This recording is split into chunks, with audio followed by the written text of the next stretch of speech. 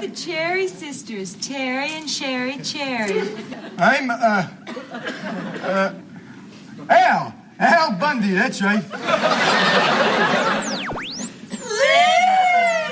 Cherries! Can I get a whooping?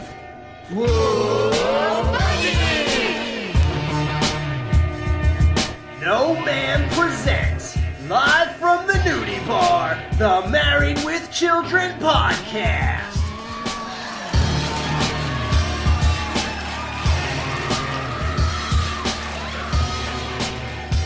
And here are your hosts, Jerry, Justin, and Al.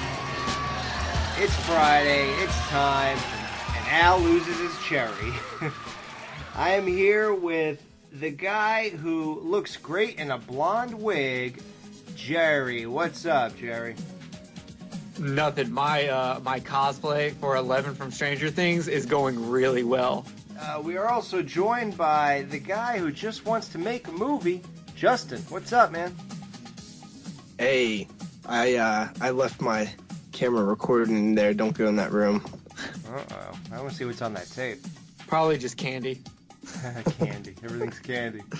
Here we are, guys. Married with Children podcast. This is the episode where we cover Al Loses His Cherry, which the original air date was June 7th, 1987.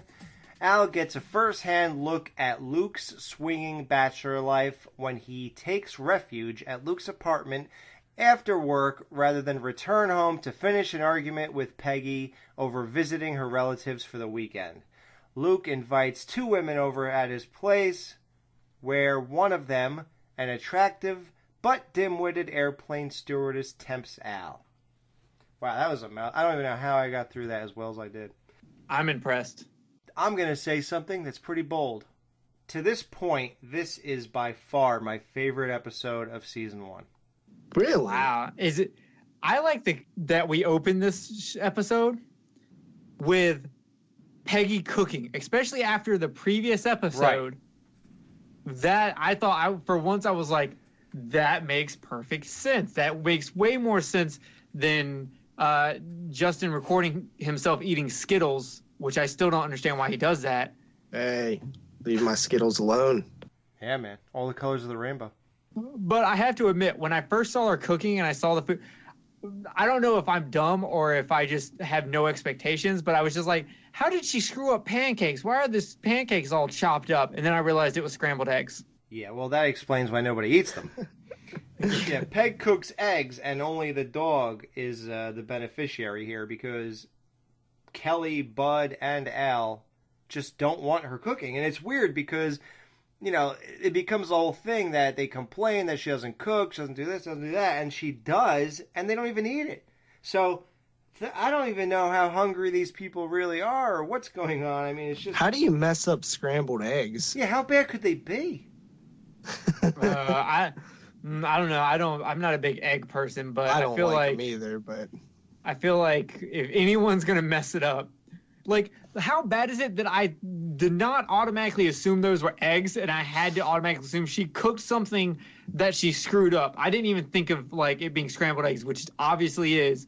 I have such high doubts of her making anything that I'm like, she chopped up pancakes.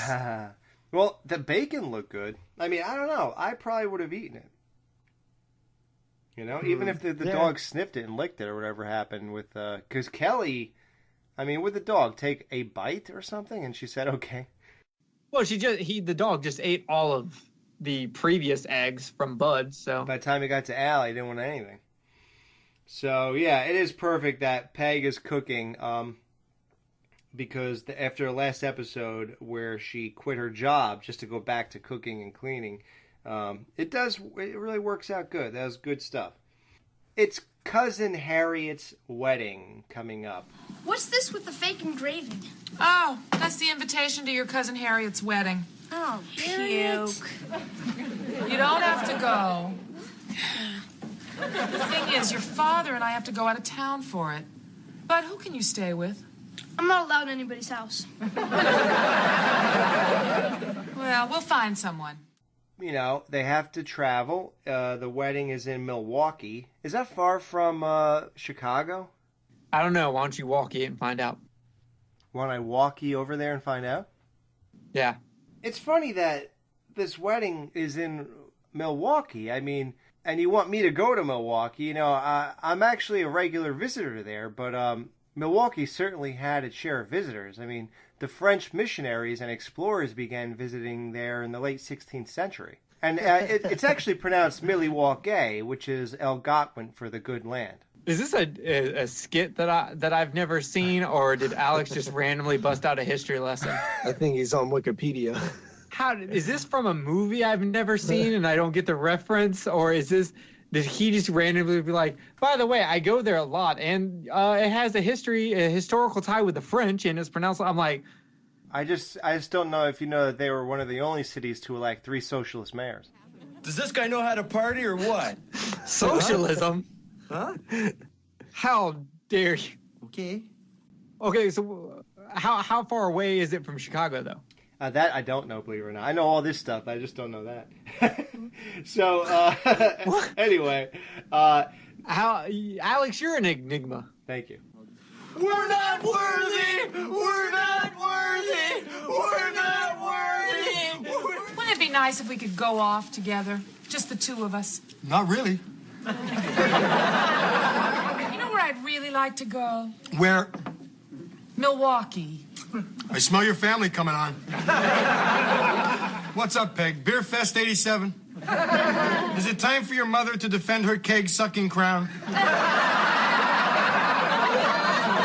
Is she moving up into the heavyweight division this year? Can't stand that a woman won, huh? Hey, there were a lot of people there demanding chromosome tests. Just you and Dad. I don't care, Peg. I'm not going to one of your family gatherings. It's not a gathering, it's a wedding. Who's getting married? Harriet. Oh, Harriet? You mean someone answered the ad? Oh. Some people will do anything to keep from being deported. Hey, Jose is a very nice man. And his English is coming along just fine. Me habla not going. Al, we have to go. The whole family is coming. Oh, really? How about Elmo, the human surprise? Are they bringing him? You know, he makes a very good living. Well, they won't have his cage at the wedding, Peg. Like, when they were talking about all this, I was sitting there like, man, I really want to meet Peggy's family. Man, they sound like a circus. And then literally right after I got done thinking that, they go, and your cousin Elmo, the human surprise. I would love to see Elmo, the human surprise. I would love to see her mom chug a keg. I want to see anyone chug a keg. That's ridiculous. Yeah. Yeah. Well, you have to admit there's one good thing about my family. They gave you me. Get me sentimental ain't gonna work with me, Peg. Now, you send Harriet a card, you give Jose a copy of the Pledge of Allegiance, but I'm not going. Yes, you are. No, I'm not. Oh, yes, you are. And you cannot walk out on this argument. Watch me. Fine. But when you come home, we are picking up right where we left off. Well, that's fine. Then I'm not coming home. So Jose is basically marrying Aunt Harriet just to get a green card.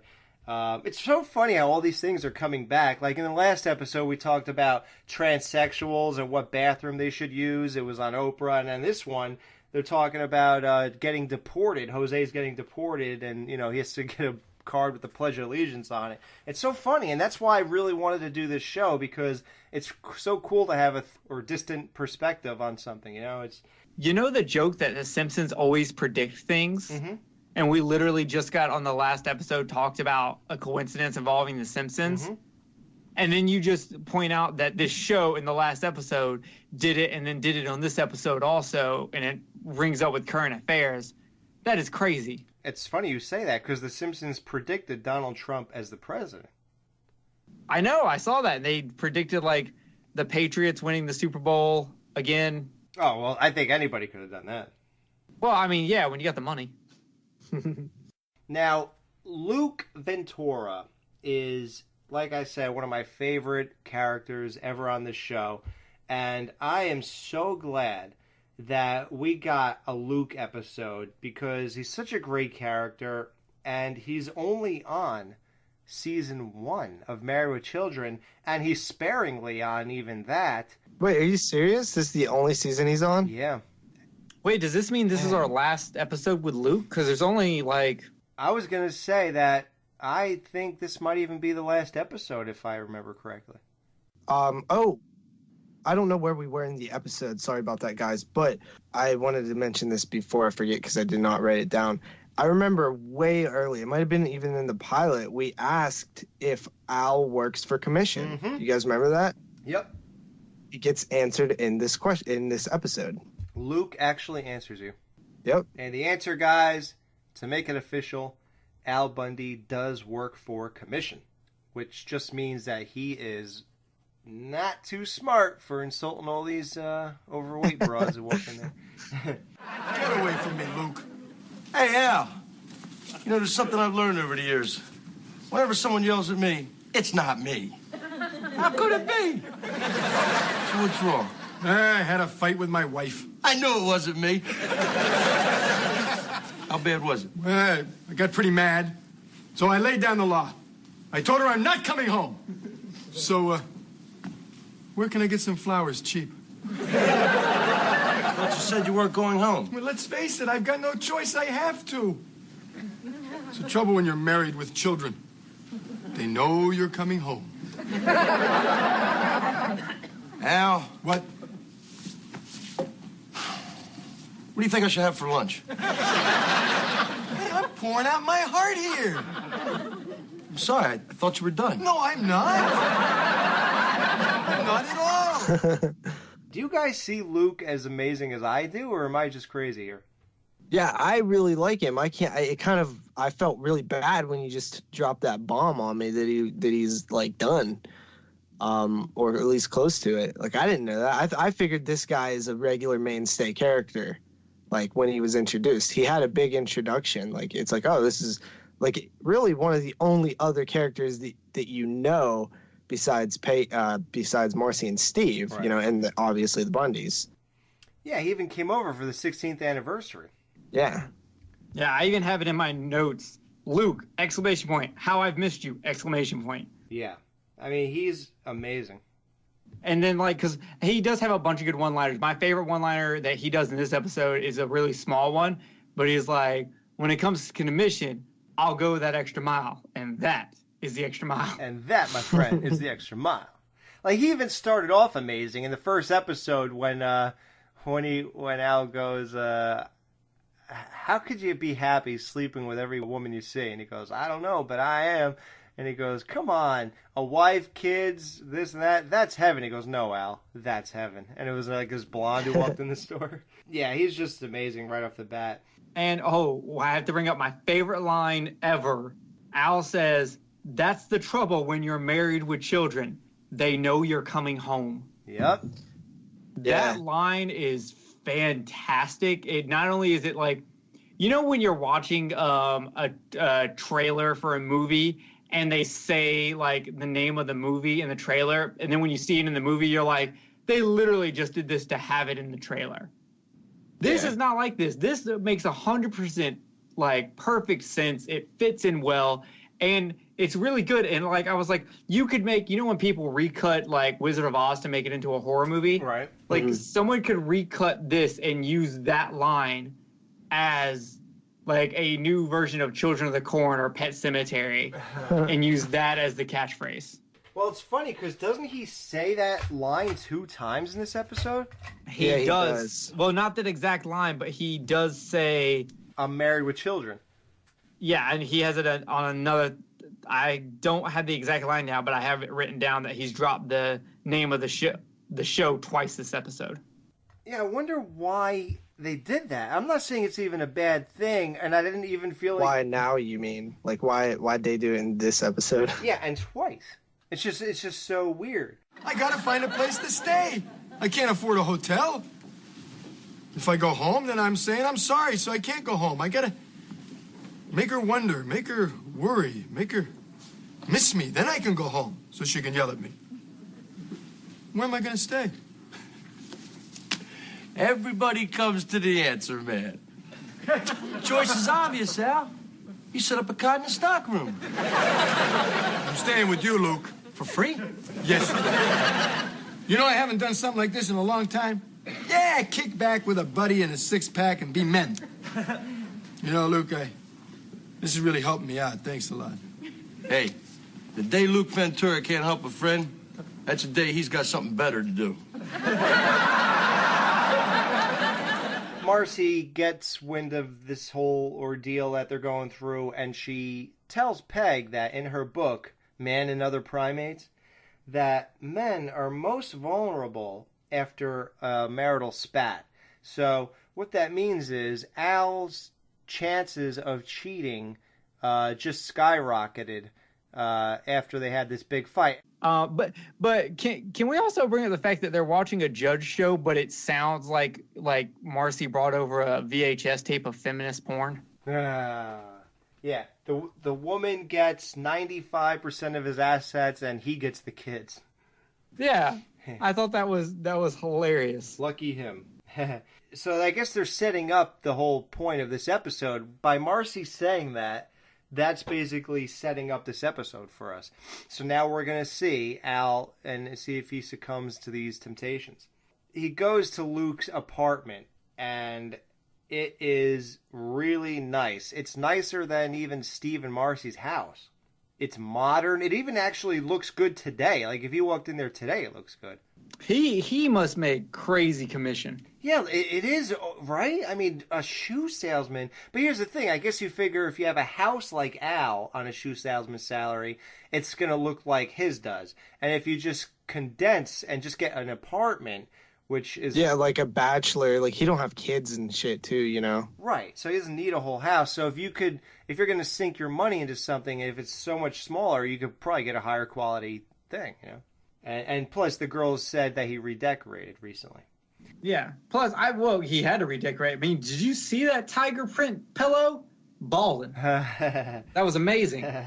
I felt like I was walking into the Lion King. There was the Jungle Book action. That was a jungle. He really knows how to rumble in the jungle, is all I'm saying. Oh, he does. And we have a video to prove it. Well, I can't believe you live in a building where all your neighbors are stewardesses. I used to live in a building with a lot of married people.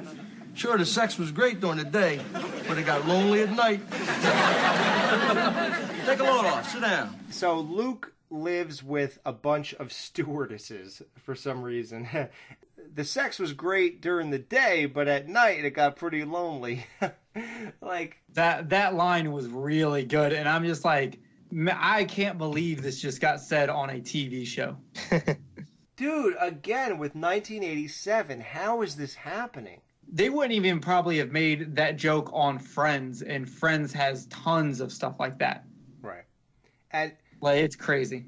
You know, I guess you could... I really don't even see Roseanne doing anything like that. This, to me, is like the most edgy show going at this entire point. This is it. I completely agree with you. And like, there's even still jokes that are coming that I'm like, wow, did they really just say that? Like, it never ends. With the camera, I'm just like, did they really just like throw that out on national TV that he's making porno videos? Yes. We find out Al drinks scotch. That's what he likes to drink. And it's funny because everything that Luke has is all associated with airplanes, like the airplane bottles or all the drinks of liquor. He doesn't have any real liquor. It's all airplane bottles. What, a deck of cards or a barf bag or something? Yeah, I'm cool. He has a deck of cards, a barf bag, and... Yeah, he even has a vacant sign on his bedroom door, which is amazing. Yeah. I want that. Everyone will know I'm vacant all the time. Yeah, wouldn't that be awesome? Yeah, I think that would be kind of cool to put on the outside of your door, too. Justin would put it on his door when he's recording his podcast. Yeah. There you go. Exactly. Hi, we're the Cherry Sisters, Terry and Sherry Cherry.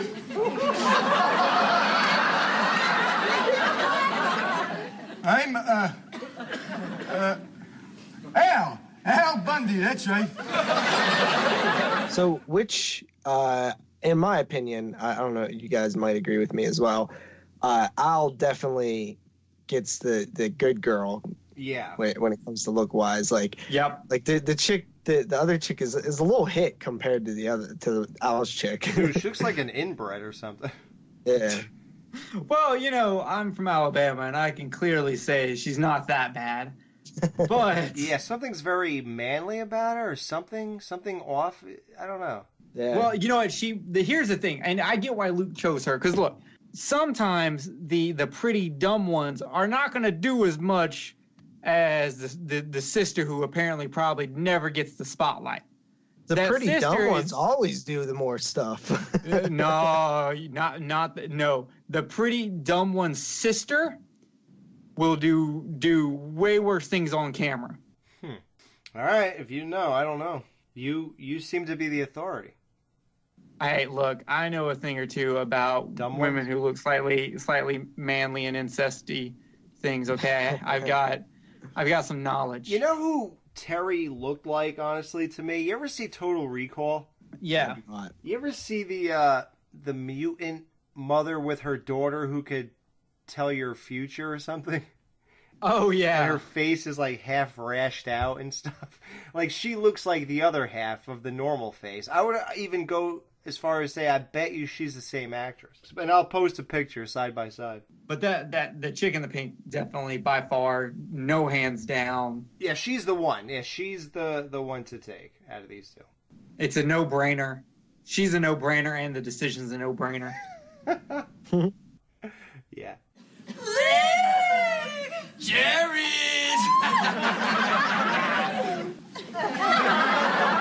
Aren't they sweet, Al? Al Bundy, that's right. This is so jarring to him to see that people live like this and how amazing of a situation he's in that he literally just goes, Al Bundy. Yeah, that's it. That's something I could like see Bud doing. But Al is reduced to that because he is so mesmerized by these chicks. Well, where do you think Bud gets it? Yeah, exactly. We get to probably what I consider one of the greatest. This is easily even a top 10 line in the entire Married with Children show from season 1 to 11.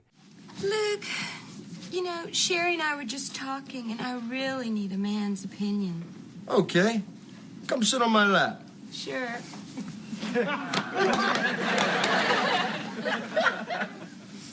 I don't know what to do.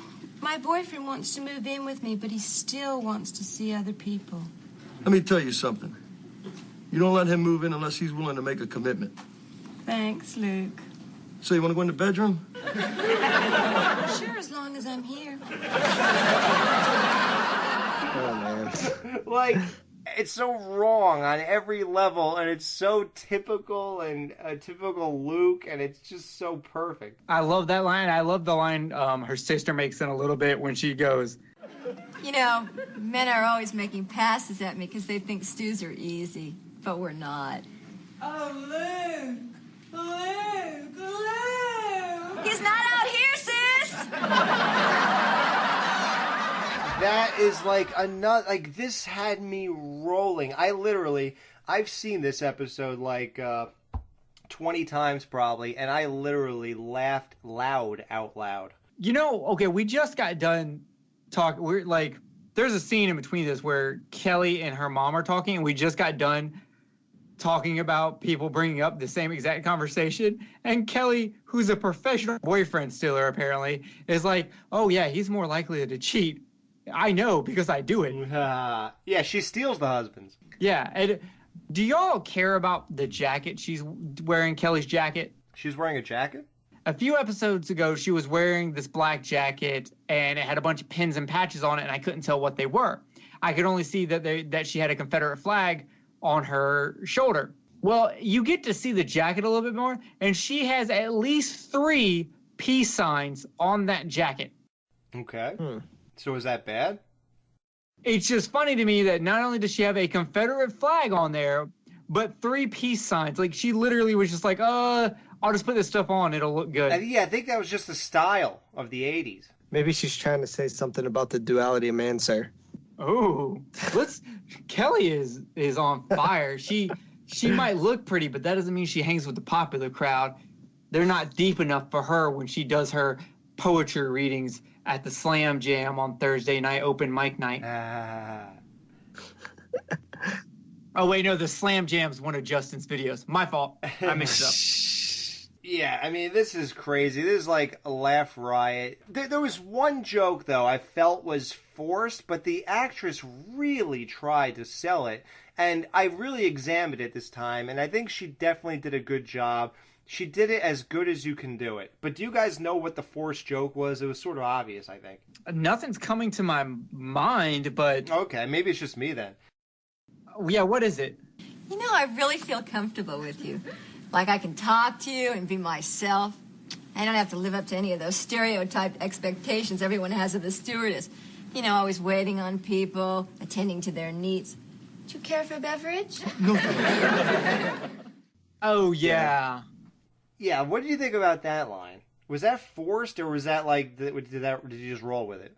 I rolled with it at the time, but now that you bring it up and I'm thinking about it, yeah, that was really bad. They probably should have, like, really not have done that joke, or let it be a callback. If they would have had her, like, a few lines later, be like, can I get you a drink, instead of putting it right next to it. That's how you write that joke, Jerry, is you do it a few lines later and not right away. Right away, it just seems like, okay. Yeah, crowbarred, yeah.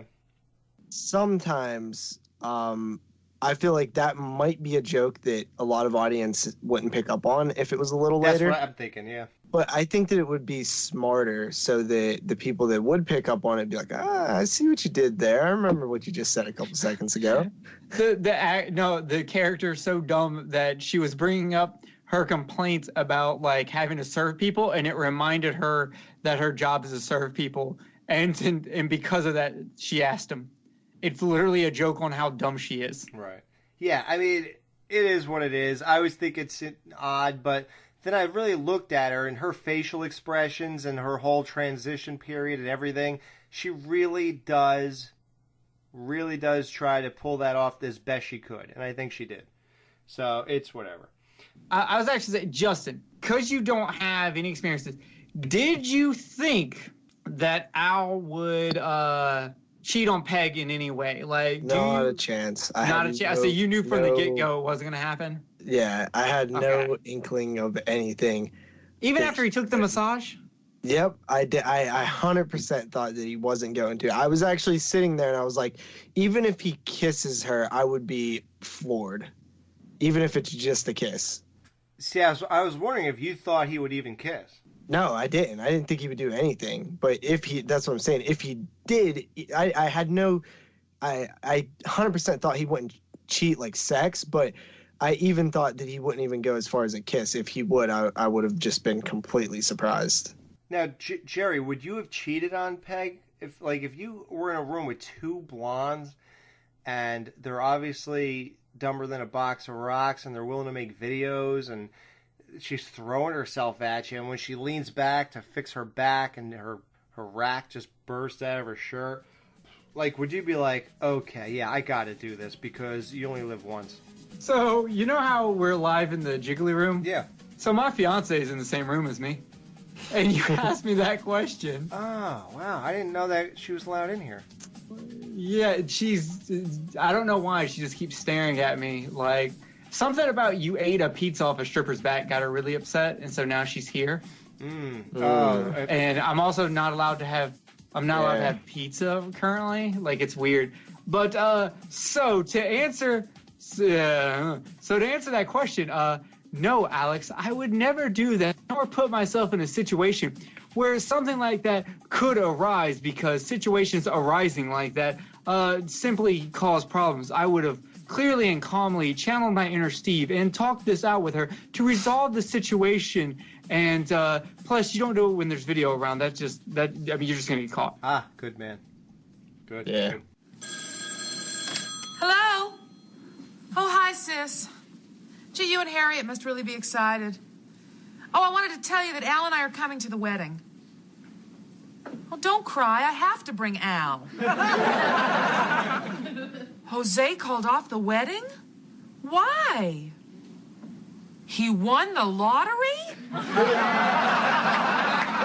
I guess you can just buy a green card. Yeah, right. No, but yeah, he won the lottery, so he's like, screw that. I ain't getting married. I'd rather be rich in Mexico than be tied down here and share any of this money with her.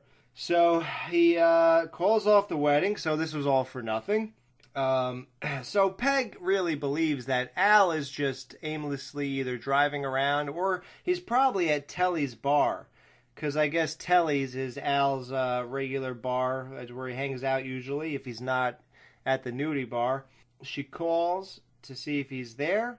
He says no. So she goes, can you check the bathroom? And at the same time, it's almost as if she knows when Al goes to the bathroom because you then see Cherry speaking to Al and then you hear a toilet flush. So she's literally leaning up against the door, which is the most bizarre thing. Like, even when I'm at work and I'm in a stall and the guys, they look at my like white sneakers so they know it's me, I guess. So they start talking to me while I'm taking a dump. And I just think that's weird, but I just go along with it because I guess that's what people do.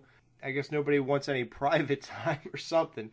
Yeah, no, if we're in the bathroom, the only area that is acceptable to talk is when you're washing your hands. Like, that's it. If I'm in the stall, if I don't use urinals, I don't like urinals, so I always use a stall. Is that weird? Yeah. Like, I mean, I don't think anybody likes urinals, but I don't care. I just think they're weird and... Wait, you don't sit down when you pee, do you? Huh? No, not anymore. I became a man. I did used to be a man, Alex. Oh, well, which bathroom did you use? Huh? Because Oprah's doing a show on it. Yeah, I'm actually going to be on it. Oh, you're one of the... Okay. Yeah, Phil never called me back, so... Oh, yeah, then go with Oprah. Yeah, for real, because you always go with Oprah. Like, if we're in the bathroom, if we're at a urinal or we're in a stall, there's no communication we need to take. If it's in public, you don't even need to be on your phone. I see people on their phone having full conversations, and I'm like, while they're taking a dump at a Walmart, and I'm like, really? That is weird, right? If you're at home, I don't care what you do in the bathroom. So you're not against having it. I'm actually doing the podcast on a toilet right now. Wait, but that means that we're also in the bathroom of the nudie bar with you. I'm looking for a serious commitment. Someone will stay the night. Like, oh my God, is this not the greatest written episode so far? I mean, I guess we'll find out. Don't give it away. I know I'm obviously giving away my rating here, but yeah, that was one of the funnier lines. Like, they pretty much nail like the dumb blonde character with her, you know, because obviously the joke is that a long-term or a committed relationship is just, one night to her is just like, whoa, you got some problems, girl. She's doing so bad with relationships that the guy he won't even roll over and go to sleep. He literally gets his clothes on and leaves. Like, that's how not seriously guys take her.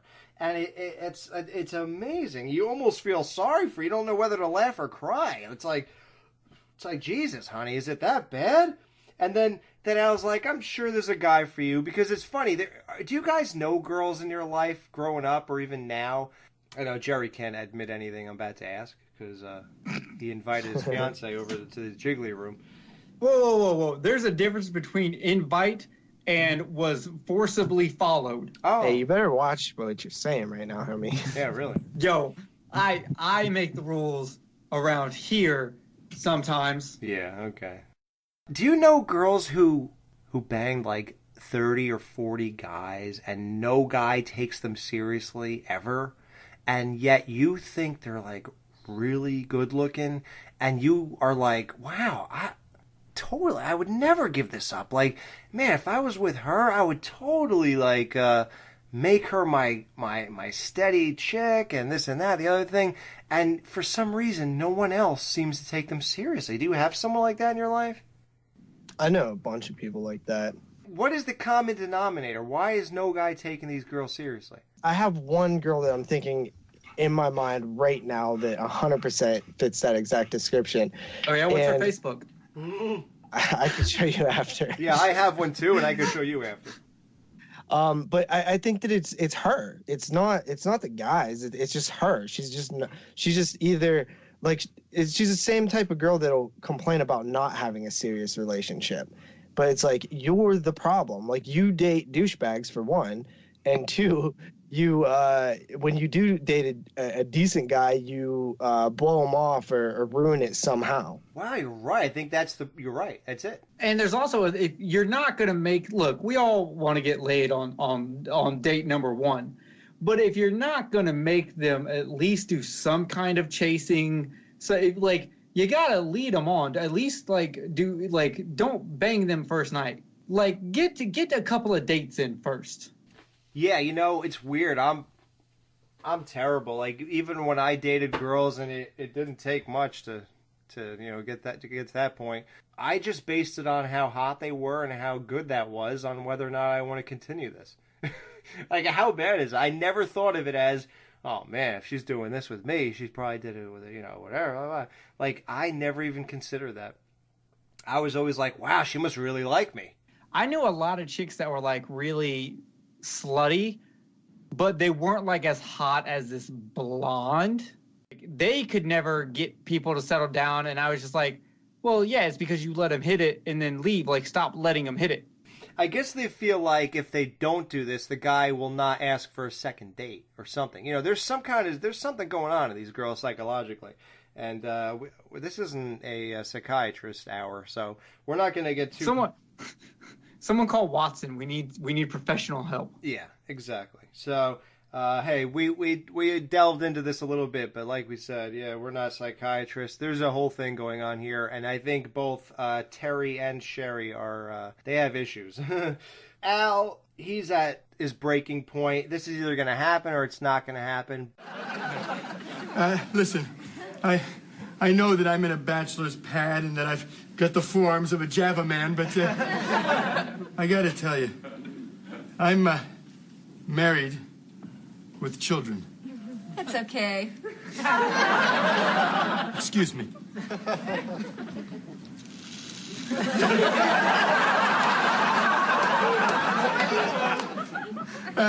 Listen, you're really, really great, and any guy would be lucky. I mean, jackpot lucky to be with you. But I hope you'll understand. See, I've been married a long time, and it just wouldn't be right. You got any pictures yourself?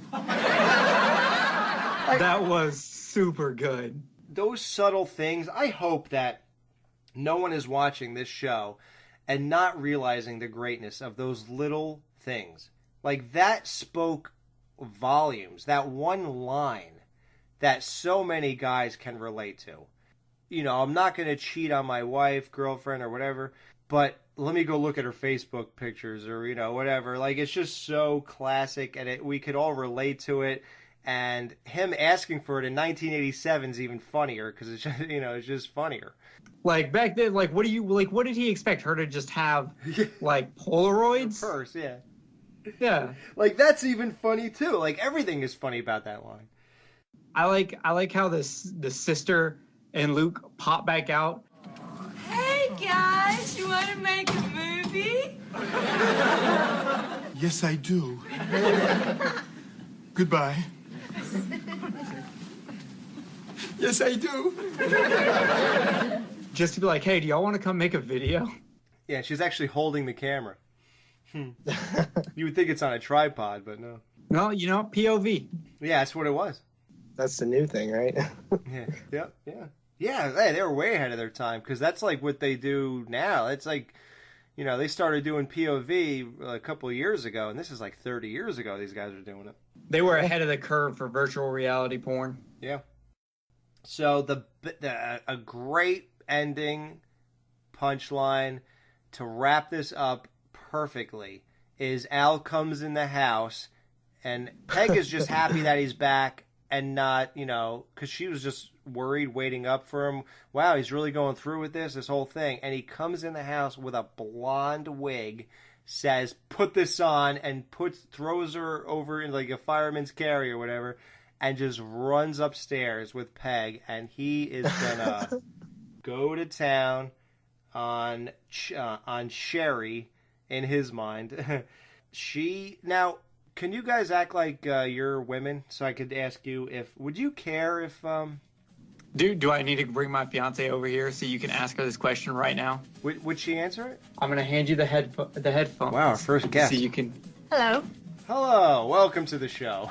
Hi. I'm glad to be on. Yes, you're our first guest, officially. We just need a point of view that we can't, come from, obviously. Okay. Did you happen to see this episode with Jerry, where Al's tempted by the two stewardesses?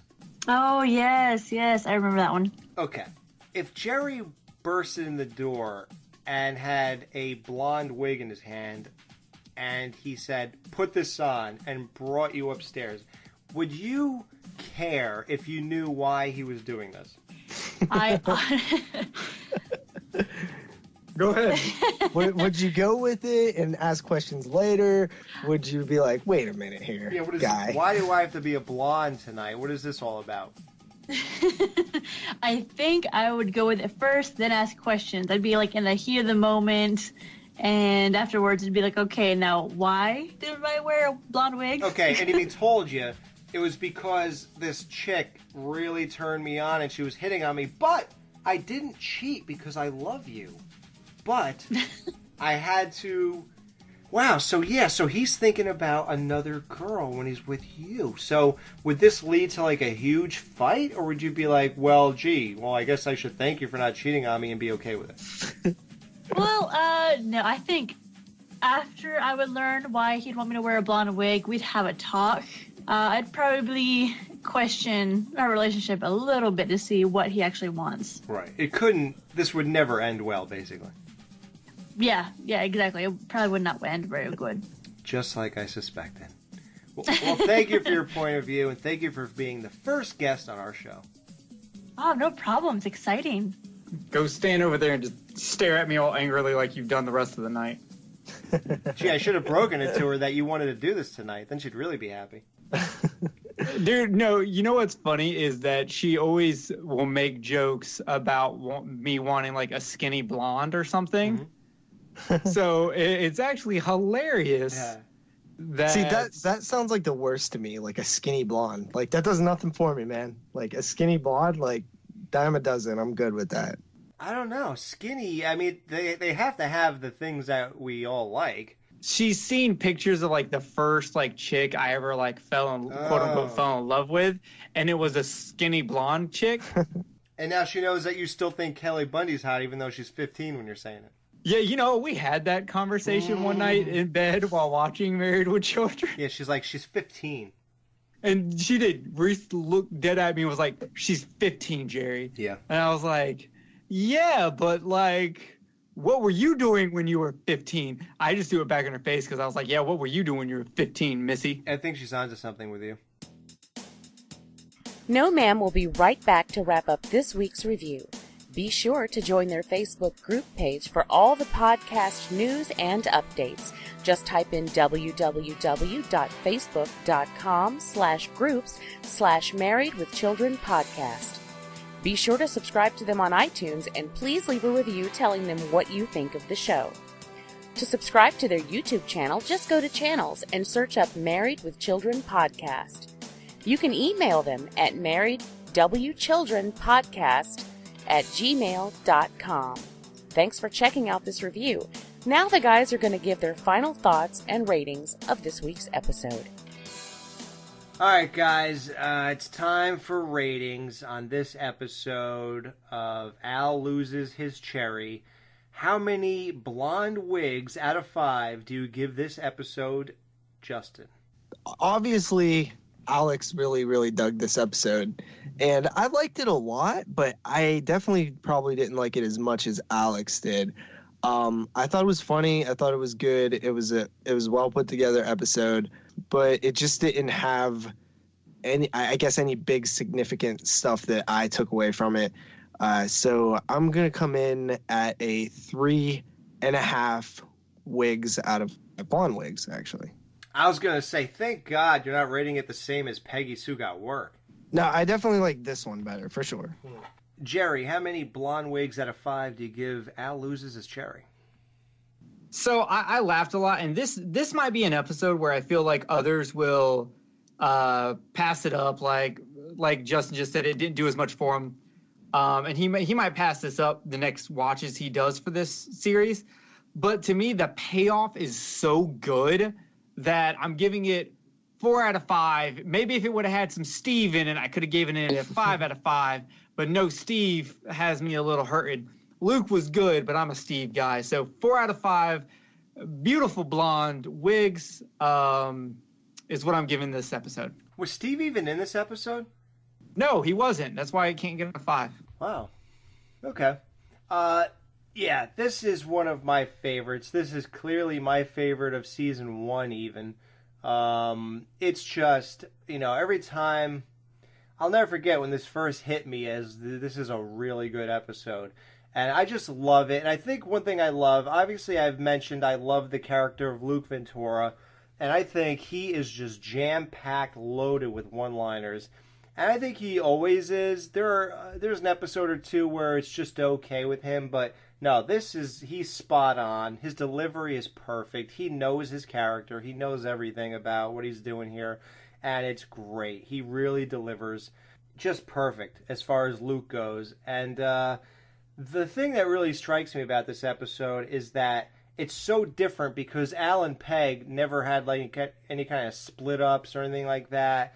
So it was cool to see this situation even take place, just to go to a guy's bachelor pad, to have 2 blondes come over. Like, I don't think the one is attractive, Terry, but, Al seems to like both of them. So it's just a great situation for him. This episode, more than any, is where I really feel like a fly on the wall.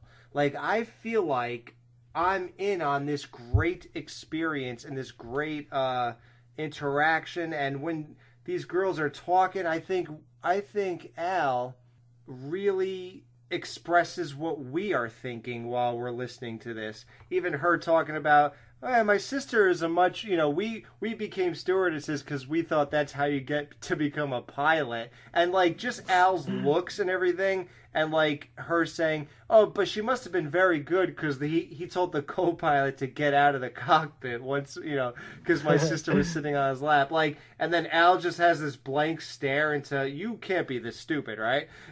Like that whole kind of thing. Like, man, it's so relatable that way.